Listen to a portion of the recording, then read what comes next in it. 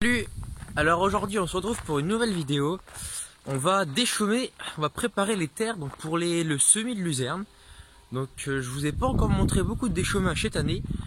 Là c'est l'occasion, je vais vous expliquer un petit peu comment qu'est-ce qu'on fait du coup pour préparer nos terres, comment du coup avec l'agriculture biologique on gère la destruction des mauvaises herbes. Je vous explique tout dans cette vidéo. Donc là il faut dételer la benne qui a servi à l'ensilage. Et puis on se retrouve tout à l'heure.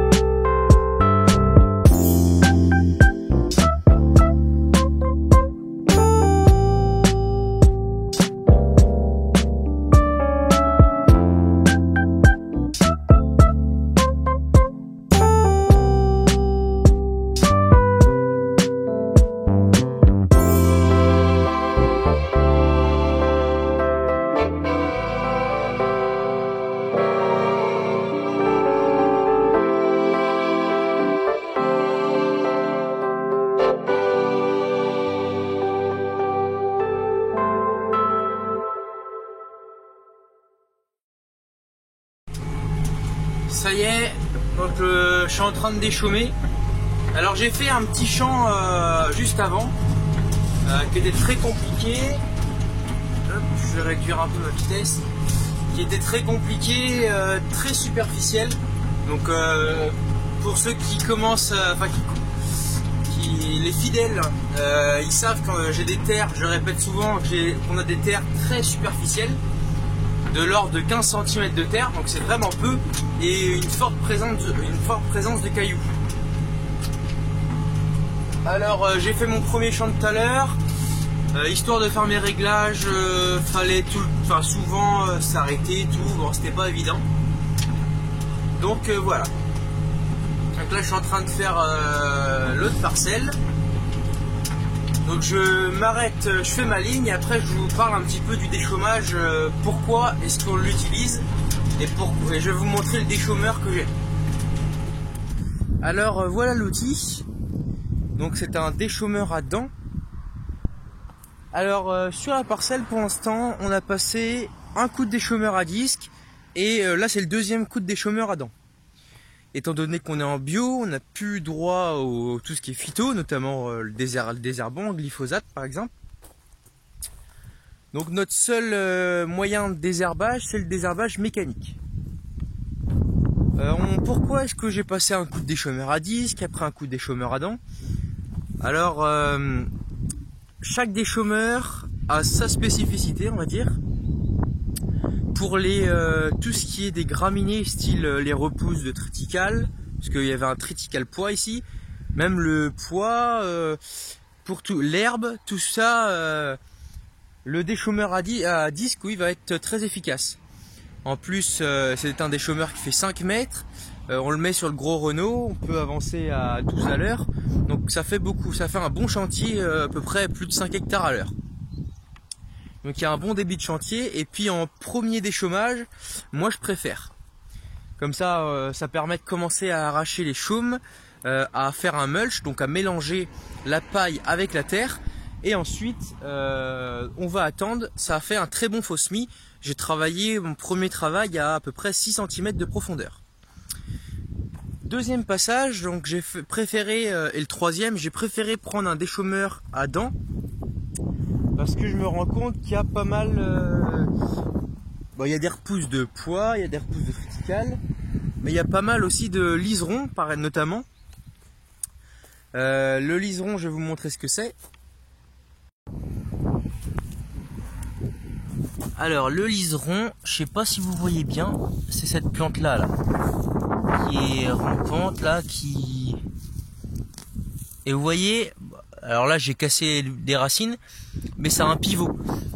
Alors le déchaumeur à dents est très efficace pour ça, pour tout ce qui peut être des chiens-dents, des chardons.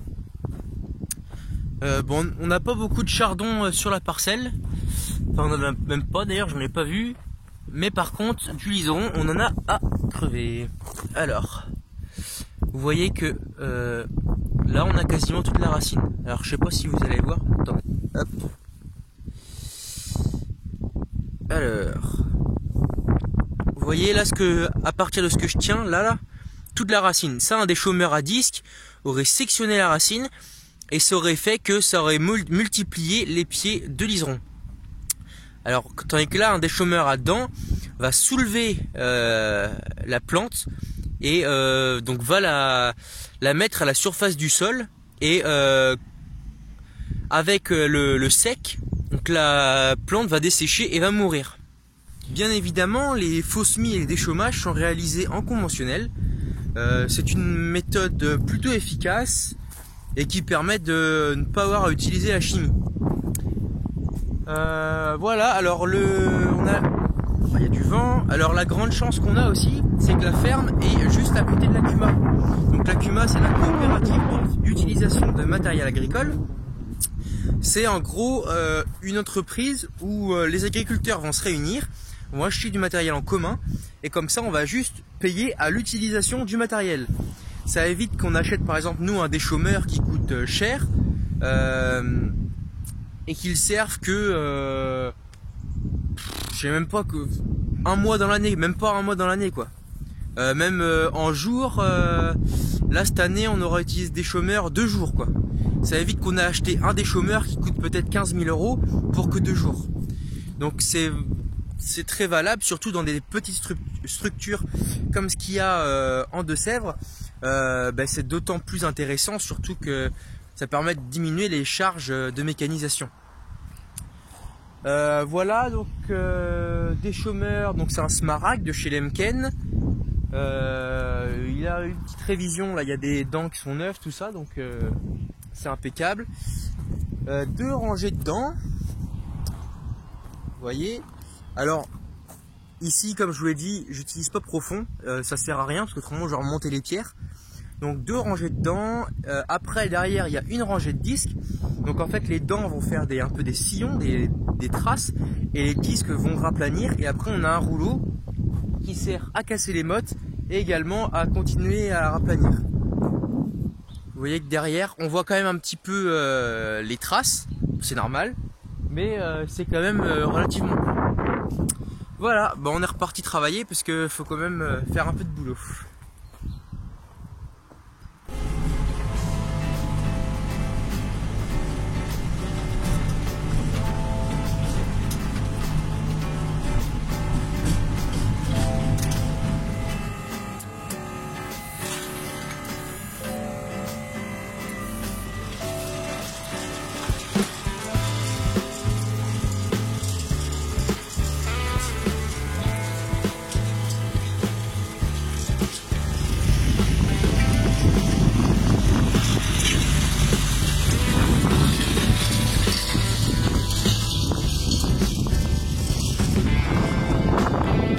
Ça y est, le champ est fini d'être déchaumé.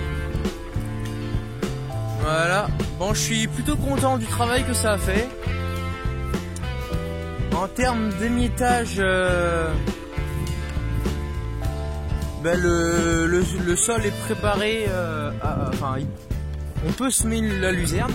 C'est de la luzerne trèfle qu'on va mettre dedans. Alors, contre-jour. Donc là, le sol est prêt à être semé. En termes d'émiettement, en termes d'arrachage, j'en suis plutôt content aussi. Les liserons sont à la surface du sol, vous voyez. Là, hop, la racine est complète, tout. Ça c'est parfait. On